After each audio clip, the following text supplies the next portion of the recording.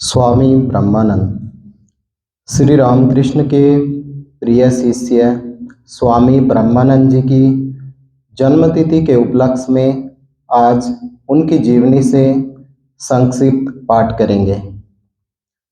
ओम तव कथामृतं तप्त जीवनम कविभिरीडितं कल्मषापहं श्रवणमंगलं श्रीमदाततं भुवि गिणन्ति ये भूरिदा जनाः।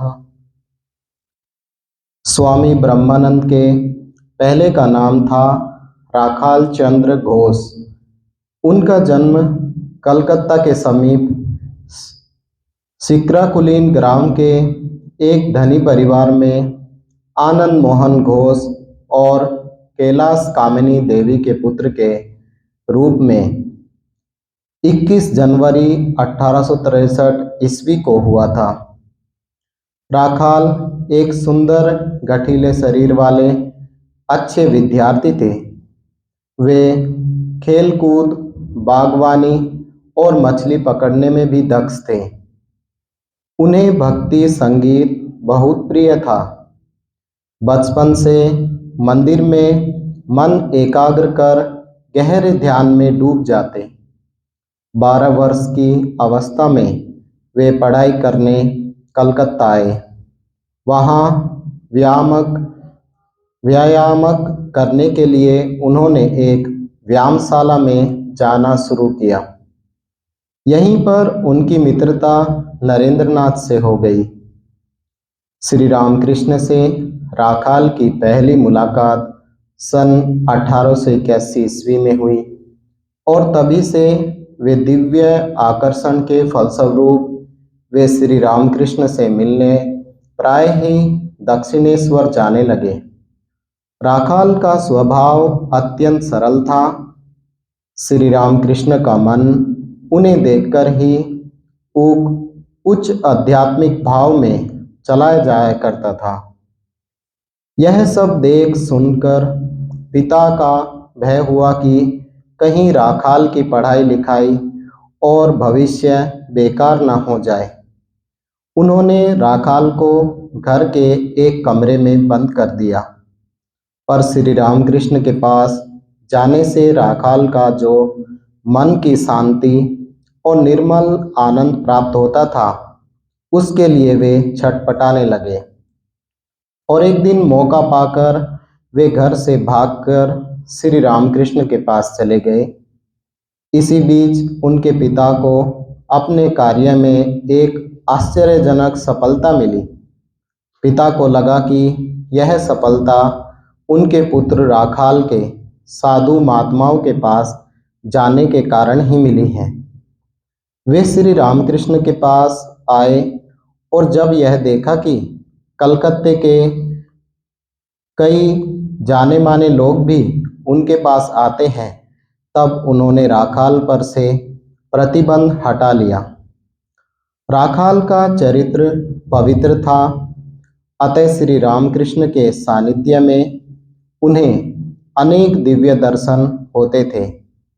एक बार जब राखाल दक्षिणेश्वर आए तो श्री रामकृष्ण ने उनसे अपने पैर दबवा देने को कहा और समझाया कि साधु महात्माओं की सेवा करने से फल मिलता है।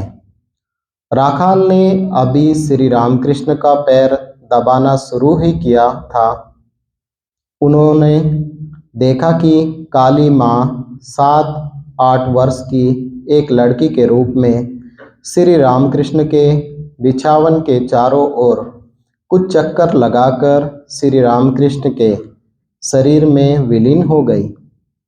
इस दर्शन उन्हें अत्यंत आह्लादित कर दिया।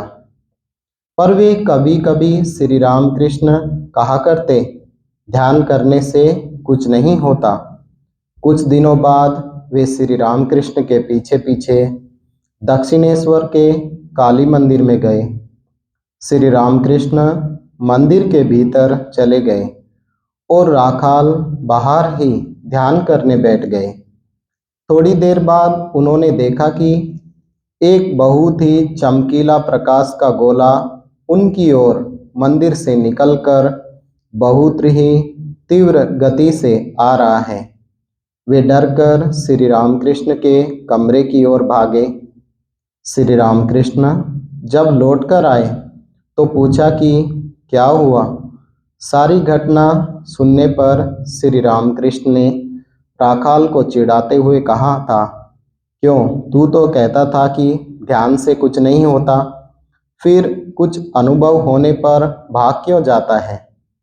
श्री रामकृष्ण झूठ को एकदम सहन नहीं कर पाते थे। उनका मन इतना पवित्र तथा सूक्ष्म था कि उन्हें अपवित्र मन वाणी वाले व्यक्ति के सानिध्य से भी कष्ट होता था। झूठ बोलने वाले का तो वे चेहरा भी नहीं देख पाते थे। एक बार राखाल जब कलकत्ते से श्री रामकृष्ण के पास आए तो श्री रामकृष्ण ने पूछा, मैं क्यों तुम्हारी तरफ नहीं देख पा रहा हूँ। राखाल ने याद करके देखा कि उन्होंने तो कोई गलत काम नहीं किया। तब उत्तर दिया, नहीं तो। फिर श्री रामकृष्ण ने पूछा, क्या तुमने झूठ बोला है। राखाल को तब याद आया कि मजाक करते समय उन्होंने एक मित्र से एक झूठी कहानी कही थी। श्री रामकृष्ण ने समझाया, कभी भी झूठ न बोलना। इस कलयुग में सत्य बोलना ही तपस्या है। श्री रामकृष्ण को गले का कैंसर हुआ। राखाल भी अन्य गुरु भाइयों के साथ उनकी सेवा में मन प्राण से लग गए। इसी समय श्री रामकृष्ण ने राखाल के विषय में एक बार कहा था, राखाल एक राज्य चला सकता है। 16 अगस्त 1886 ईस्वी को श्री रामकृष्ण ने महासमाधि ले ली। इसके बाद राखाल भी अन्य गुरु भाइयों के साथ कठोर तपस्या में निमग्न हो गए। सन 1887 ईस्वी में औपचारिक रूप से विरजा होम कर राखाल ने भी संन्यास लिया। नाम हुआ स्वामी ब्रह्मानंद। इसी काल में उन्होंने परिव्राजक सन्यासी की तरह वृंदावन कई तीर्थ स्थानों का भ्रमण किया। वाराणसी, ओंकारनाथज्ञ, पंचवटी, द्वारका, पुष्कर आदि स्थानों पर रहकर साधना की। वेदांत प्रचार के लिए और विदेशों में भारत को उच्च स्थान दिलाने के लिए स्वामी जी अमेरिका गए। वहां से लौटकर उन्होंने रामकृष्ण मिशन की स्थापना की और स्वामी ब्रह्मानंद को उसका अध्यक्ष बनाया। स्वामी ब्रह्मानंद ने इस गुरुतर कार्यभार का वहन पूरी दक्षता से किया। दीर्घ 25 वर्षों तक अपने अध्यक्षीय काल में स्वामी ब्रह्मानंद ने रामकृष्ण संघ का काफी विस्तार किया। इसी दौरान वे भारत के तथा वर्तमान बांग्लादेश के विभिन्न प्रांतों में गए और रामकृष्ण संघ की शाखाएं स्थापित की। स्वामी ब्रह्मानंद पूर्णतया निर्भीक थे और उनके साथ रहने पर अन्यों का भी भय चला जाता था। एक बार वे भुवनेश्वर में एक घनी झाड़ियों से घिरे स्थान पर 2 भक्तों के साथ टहल रहे थे। अचानक एक तेंदुआ सामने आ गया और उनकी ओर ही बढ़ने लगा। वे स्थिर हो उसके सामने खड़े हो गए। थोड़ी देर में ही वह घूमकर पीछे की ओर चल दिया और एक बार मद्रास की सड़क पर एक सांड क्रोधित हो उनकी तरफ दौड़ा। स्वामी ब्रह्मानंद के शिष्य उनकी रक्षा के लिए आगे आए, पर वे शिष्यों को पीछे हटाकर सांड के सामने आए और उसे एकटक देखने लगे। सांड रुक गया और अपनी गर्दन हिलाने लगा। भारत के सभी प्रांत की संस्कृतियों में से जो उन्हें उत्कृष्ट लगी उसका समावेश भी उन्होंने रामकृष्ण संघ में किया।